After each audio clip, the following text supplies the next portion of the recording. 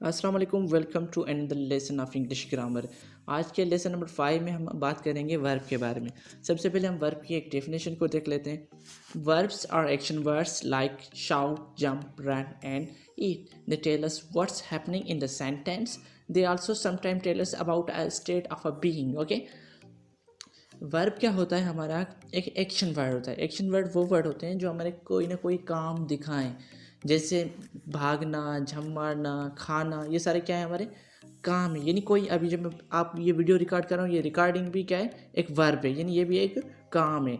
अगर आप देख रहे हैं, यानी वॉच कर रहे हैं, ये वॉच भी क्या हो गया? एक वर्ब हो गया। यानी किसी काम को दिखाएं या किसी की हालत को दिखाएं, भाई ये किस हालत में है, तो उसे हम क्या कहते हैं कि ये हमारा क्या है? वर्ब है। जैसे रीड है, ईट है, प्ले है, इस तरह के जो भी अल्फाज होते हैं वो हमारे क्या होते हैं? वर्ब होते हैं। हम यहाँ एक सेंटेंस को देख लेते हैं। जैसे लिखा हुआ है Jacob walks in the morning. यहाँ पे जो जेकब क्या कर रहा है? वॉक कर रहा है। ये जो काम कर रहा है, इसलिए हमने क्या कहा? ये वॉक्स क्या हो गया? हमारा वर्ब हो गया। ओके, तो यानी इस किस्म के अल्फाज जो कोई काम कर रहे हो तो उसे हम क्या कहते हैं? ये हमारे क्या है? वर्ब हैं। अब हम इनके काइंड्स के बारे में बात करते हैं जो हम डिस्कस करने जा रहे हैं। जैसे पहले हमारे क्या है? Action verbs which can be transitive और इंट्रांजिटिव्स। उसके बाद दूसरा काइंड कौन सा है? Model verb, some time called helping verb. और उसके बाद तीसरा काइंड क्या है? ऑक्सिलरी वर्ब, जिसे हम सम टाइम क्या करते हैं? लिंकिंग वर्ब्स कहते हैं। ओके, तो आज की इस वीडियो में हम इन तीनों काइंड्स को डिस्कस करने जा रहे हैं। तो सबसे पहले हम एक्शन वर्ब्स को देखते हैं। एक्शन वर्ब्स कौन क्या है कि इसकी डेफिनेशन क्या है? व्हेन अ पर्सन और thing is doing something that's an action verb. They can be split into two categories. Number first is transitive verbs and number two is intransitive verbs. Okay, हमारे जो action verb होते हैं वो क्या कहते हैं? कोई पर्सन या कोई चीज़ कोई काम कर रहे हैं, डूइंग समथिंग, तो उसे हम क्या कहते हैं? ये हमारे क्या है? एक्शन वर्ब है।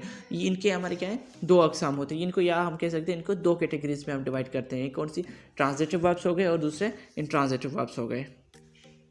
ओके, तो हम क्या करते हैं? ट्रांजिटिव वर्ब्स को देख लेते हैं। ट्रांजिटिव वर्ब्स की पहले डेफिनेशन क्या है? Transitive verbs must have a direct object. A transitive verb demands something और someone to be acted upon. यानी ट्रांजिटिव वर्ब्स हमारे वो वर्ब्स होते हैं जो हमारे क्या कर रहे हो, जिसके लिए हमें क्या चाहिए? जो एक्ट कर रहे हो किसी डायरेक्ट ऑब्जेक्ट के ऊपर, यानी जो हमें डिमांड करें। ये कोई भी हो जो कोई अपना काम कर रहा हो, वो क्या कर रहा हो? डायरेक्ट किसी ऑब्जेक्ट के ऊपर कर रहा हो। यानी सिंपल वर्ड्स में हमें चाहिए, उसके लिए डायरेक्ट ऑब्जेक्ट चाहिए होता है। जैसे हमने एग्जांपल पे लिखा है आई पेंटेड द कार। इसमें the verb paint demands an object to be painted. यानी आई पेंटेड, जो पेंट कर रहा है क्या कर रहा है? यानी वो क्या है? ऑब्जेक्ट का जिक्र है। यानी वो क्या कर रहा है? कार को पेंट कर रहा है। इसलिए यानी इसने क्या की? डायरेक्ट ऑब्जेक्ट के लिए उसने क्या की? डिमांड की। इसलिए जो पेंटेड हमारा जो वर्ब हो गया वो हमारा क्या हो गया? पेंट ट्रांजिटिव वर्ब्स हो गया। ओके, तो हम इसको दूसरी एग्जांपल लेते हैं। She is reading the newspaper. The verb read asks the question what is she reading? The answer is the object. Okay, अब देखो यहाँ पे she is reading the newspaper, ठीक है। अब हमको देखें वो पढ़ रही है, लेकिन अब अगर हम सवाल पूछें कि वो क्या पढ़ रही है, तो हम क्या कहेंगे? न्यूज़पेपर पढ़ी। यानी वो ऑब्जेक्ट के ऊपर डायरेक्ट डिमांड कर रहा है। यानी आंसर में हमारा क्या है? The object. यानी वो हम जो पढ़ रही है वो क्या है? न्यूज़पेपर है। तो इसलिए ये हमारा पेंटेड है, क्या रीडिंग है, ये हमारे क्या हो गए? ट्रांजिटिव वर्ब्स हो गए। ओके, तो हमारा नेक्स्ट क्या है? इंट्रांजिटिव वर्ब से। When an action has no direct object it is called an intransitive verb. Intransitive verbs can be followed by an adverb or adverb phrase, but there will never be a direct object. Okay, जैसे हमने transitive के लिए हमारे पास क्या था? हमारे को एक डायरेक्ट ऑब्जेक्ट की ज़रूरत थी, यानी जिसके ऊपर वो काम कर रहा था। लेकिन यहाँ पे हमारे क्या है? इंट्रांजिटिव में हमारा ये रूल नहीं है कि उसके लिए डायरेक्ट ऑब्जेक्ट होना लाजमी है। इसलिए उसके पास इंट्रांजिटिव वर्ब्स में डायरेक्ट ऑब्जेक्ट नहीं होता। लेकिन कभी कभी ये होता है, वो क्या करता है? किसी एडवर्ब को फॉलो करता है या एडवर्ब के फ्रेज को फॉलो करता है। ओके, अब जैसे हम इसको एग्जांपल देखते हैं। She smiled. Okay, the verb smile cannot have any object since the action of the smiling does not fall upon anything or anyone. Okay, यहाँ पे smile का जो वर्ड है वो हमारा क्या है? इंट्रांजिटिव वर्ब है, क्योंकि ये किसी ऑब्जेक्ट के ऊपर एक्शन नहीं दिखा रहा। हमें पता है कि वो स्माइल कर रही है, लेकिन पता नहीं है किसके लिए कर रही है, किसको कर रही है। ठीक है, तो इस तरह के जो भी हमारे वर्ड हो जाए वो हमारे क्या हो जाएंगे? इंट्रांजिटिव वर्ब्स हो जाएंगे। ओके, तो हमारा जो नेक्स्ट काइंड है वो क्या है? मॉडल वर्ब्स, जिसे हम क्या कहते हैं? हेल्पिंग वर्ब भी कहते हैं। Modal verbs help us to understand more about the verb in a question.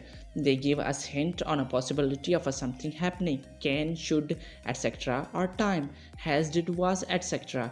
when you added a modal or helping verb to your sentence you have created a verb phrase. okay, अब modal verbs क्या होते हैं कि हमें किसी सवाल या verb को समझने की यानी किसी वर्ब को क्वेश्चन के लिए समझने में हमारी मदद करते हैं, या वो हमें हिंट देते हैं कि कुछ होने वाला है। जैसे हमारे शुड है या टाइम हम कहते हैं हैज़, इज़, वाज, डिड, ये हमारे क्या है, क्या है, मॉडल वर्ब में।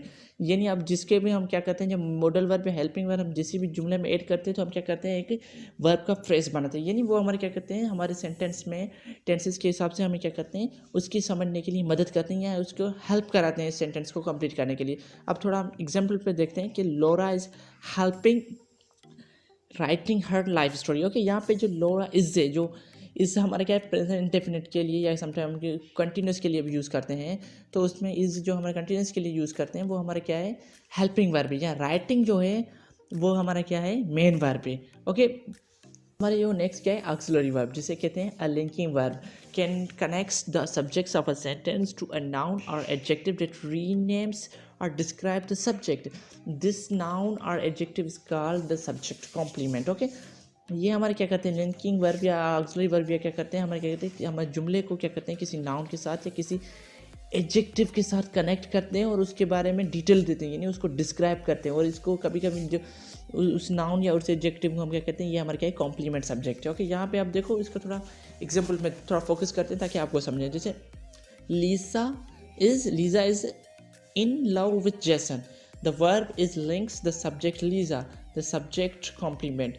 In love with Jason describing Lisa. Okay, यहाँ पे Lisa is है, यानी ये हमारे क्या कर रहा है, लिंक कर रहा है हमारे किसको, कॉम्प्लीमेंट सब्जेक्ट को इन लव विद जेसन। यानी वो क्या कर रहा है, हमारे सब्जेक्ट के बारे में हमें डिटेल दे रहा है, यानी उसको डिस्क्राइब कर रहा है। वो क्या कर रहा है, इन लव है, लव के साथ है, किसके साथ, जेसन के साथ। यानी ये हमारे सब्जेक्ट को लिंक कर रहा है जेसन के साथ, यानी उसको, यानी लीसा के बारे में हमें और डिस्क्राइब कर रहा है। आई होप आपको ये कॉन्सेप्ट समझ में आ गया। अगर आपको ये थोड़ा ना समझ में आया तो प्लीज़ कमेंट में बताइए, क्योंकि मैं इसके लिए एक सेपरेट वीडियो बनाऊँ। ओके, ऑक्सिलरी के लिए अलग, मॉडल के लिए अलग, ये सारे वर्ब्स के काइंड के लिए एक सेपरेट वीडियो बनाऊँ। आज की ये वीडियो पसंद आई होगी। अगर आपको ये वीडियो पसंद आई हो तो प्लीज़ वीडियो को लाइक करें, शेयर करें और हमारे चैनल को ज़रूर सब्सक्राइब करें। ओके।